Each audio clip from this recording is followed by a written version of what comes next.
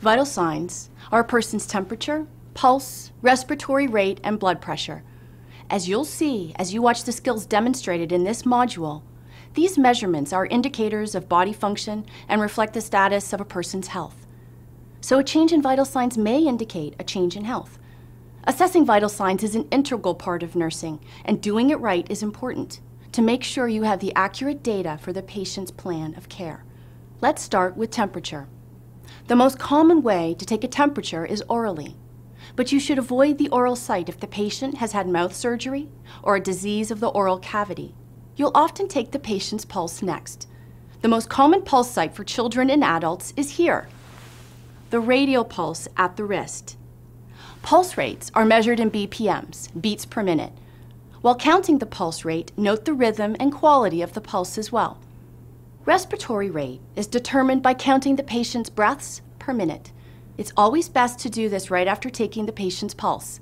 That way you can transition into counting breaths so that the patient is unaware and won't change their breathing pattern.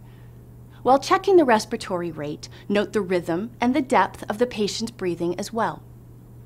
Finally, you'll take the patient's blood pressure. BP is measured in millimeters of mercury and is recorded as a fraction. Systolic pressure over diastolic pressure.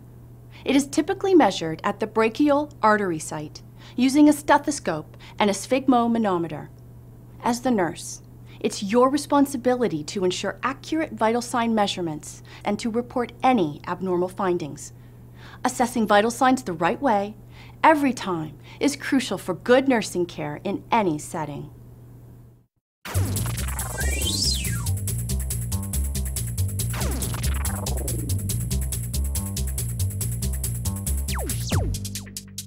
Okay, and what's next? I'm going to be getting the vital signs on my patient as part of my assessment. Do you have everything you need? Yes, I think so. Digital thermometer, blood pressure cuff. Is it the right size for your patient? Yes, and of course, a stethoscope. Okay, just a couple of things before we see your patient.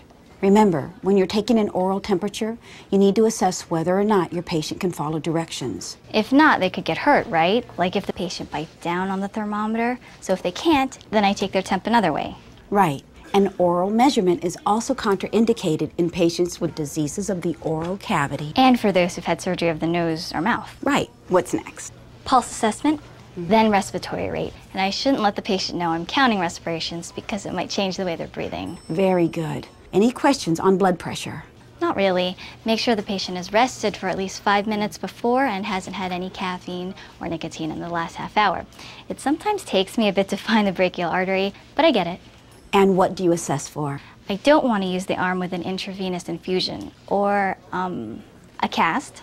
Or the side where there's been breast or axilla surgery. You should also not use the extremity with an arteriovenous shunt or an injured or diseased limb. Oh, now I remember that. We talked about it in class. Very good, Rose. Sounds like you have every reason to be confident taking these vital signs. Ready? Let's do it. Okay.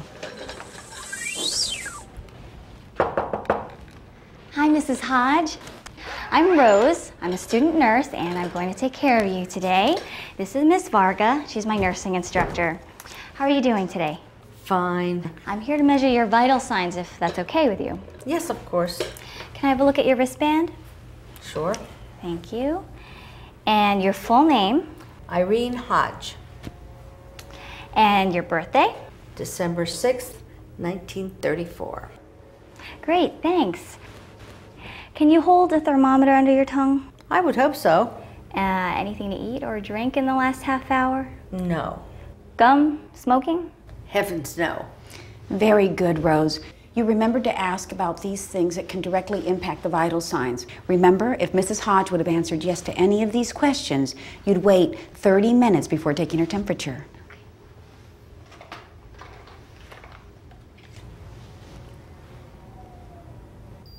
Looks like the thermometer's ready to go. Remember the cover. Make sure you hear it click into place. Thanks. There. Open up, please, and I'll just place this right under your tongue. And if you could close your lips around the probe, great. And remember to keep holding the thermometer. So why is it important to have the probe rest in the posterior sublingual pocket? Because it's in contact with blood vessels that are close to the surface, and we get a more accurate reading of Mrs. Hodge's temperature. Very good. And there we are. I'll take that out. How is it? Great, 98.7. Wow. Glad it's not high. Don't worry, if it was abnormal, Rose would know what to do. Report it to the primary care provider immediately. Now Rose is going to take your pulse. Is this where you touch my neck like on TV? No, I'll be taking your radial pulse, and that's on your wrist. I'll count for 30 seconds and multiply by 2, right? Very good. And remember, when taking a pulse, your fingers should be flat against the patient's skin. And if the pulse is unusual in any way, palpate and count the pulse for 1 minute.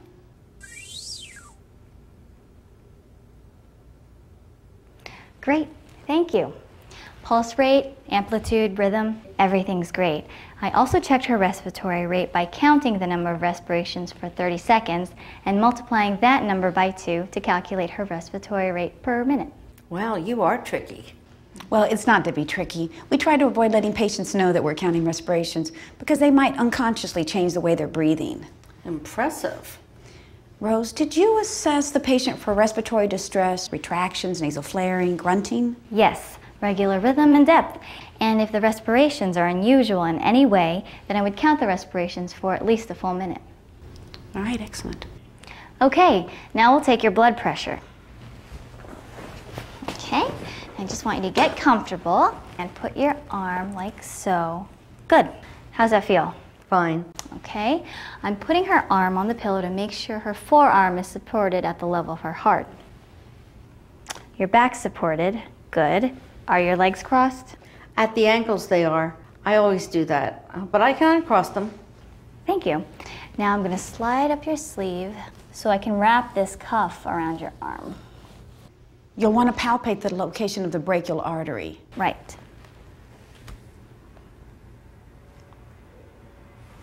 Okay. I'll put the center of the cuff about midway on the arm, so the lower edge is about 1 to 2 inches above the inner aspect of the elbow. And I'll line up the artery marking on the cuff with the brachial artery. Right. Okay, and let's see. The needle is within the 0 mark. Good. Now, I'm going to estimate your systolic pressure, which will help make sure I get an accurate reading. That's good. Estimating the systolic pressure prevents inaccurate readings if there's a pause in the auscultated sounds.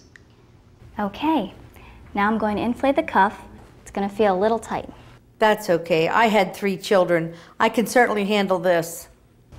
Note the point on the gauge where the pulse disappears. Got it.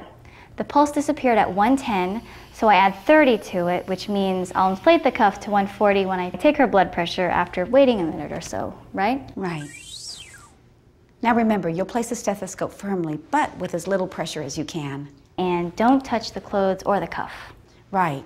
And note the point on the gauge when you hear the first faint, clear sound that slowly increases in intensity, and the point in which the sound completely disappears. That'll be the systolic and diastolic pressures, right? Right. Okay.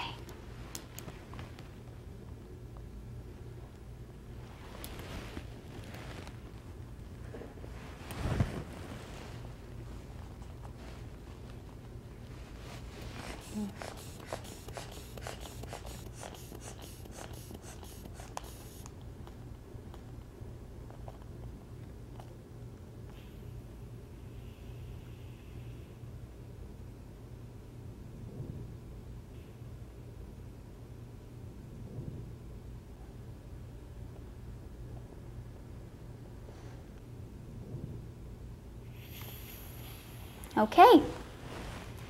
All done, Mrs. Hodge. Your blood pressure is 112/64. Great. Now, if you're suspicious of a reading, wait at least 1 minute before you try it again. Remember, if you want to recheck the pressure reading, do not reinflate the cuff once the air is being released. Wait 1 minute and repeat the measurement. That was easy. Can we do anything for you before we leave? No, I think I'm all right. Okay. We'll be back shortly to check on you. I'll take that. Thank you. Thank you.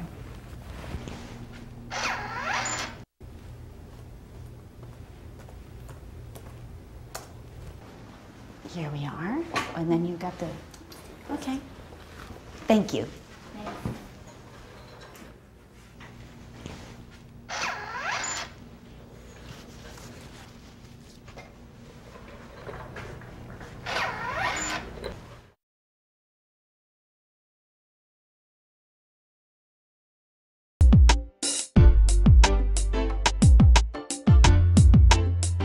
Like to show you how to take a temperature with your brawn ear thermometer. In order to make sure you have the correct model number, please look on the front bottom of your thermometer for a type number. This number should read 6022. In order to take a temperature, you'll need to make sure that the thermometer is on by pressing the on button that is located under the display screen. Next, you'll need to apply a lens filter to the probe. Now you are ready to take a temperature. Be sure to pull the ear upwards and back in order to straighten out the ear canal before inserting the probe of the thermometer.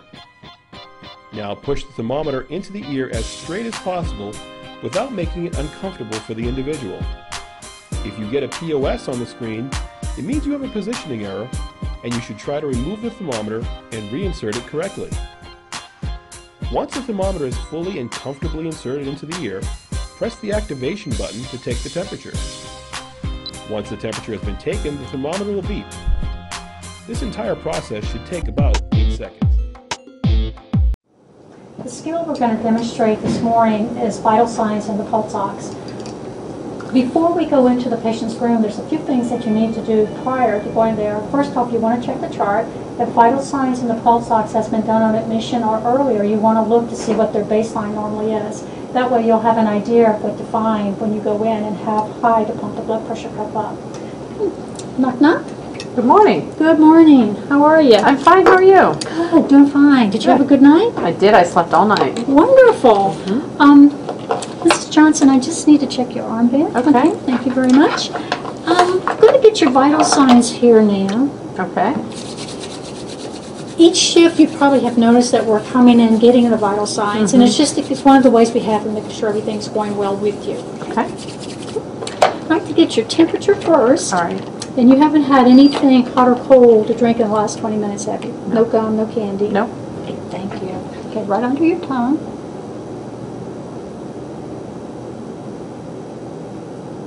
It just takes a few seconds to pick up here. Okay, thank you. 97.5. Okay. That's right in the middle. 97.4 up to 100, believe it or not, is considered normal range. Oh, okay. And when I looked at your chart this morning, you were running in the 97 and low 98 range, so you're doing very well there. Good. Now, I'm going to go ahead and get your pulse ox, and this just fits on your finger, the second finger, and it's going to read your oxygen concentration. I want you to just rest it down. With the pulse ox, if it's too bright in the room, if they have red nail polish on, if they have arthritic joints where they stick up, or if they're real trembly, the one on the finger will not work. You're going to have to go to a sensor pad, either the ear or the forehead. The problem with the sensor pad, it has latex in it, so make sure you check their allergies for latex. And sometimes this will take a little bit to pick up. If their hands are cold, you want them to also rub their hand just in the palm of their hand. It'll warm it up. Okay, she's running 98%, which is very good. The 98% is above the 90%, which 90 to 100% is what you want. And 98 is extremely well. It means you're getting plenty of oxygen in. Okay. Now the next thing I'm going to do is do her radial pulse. You want to check the pulse on the thumb side.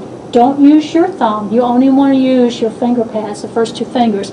The artery has to be pushed up against a bone. So when you go for the radial artery, put your fingers there and pull it back up against the wrist bone. We're going to count for 30 seconds and then multiply times 2 for a total of a minute.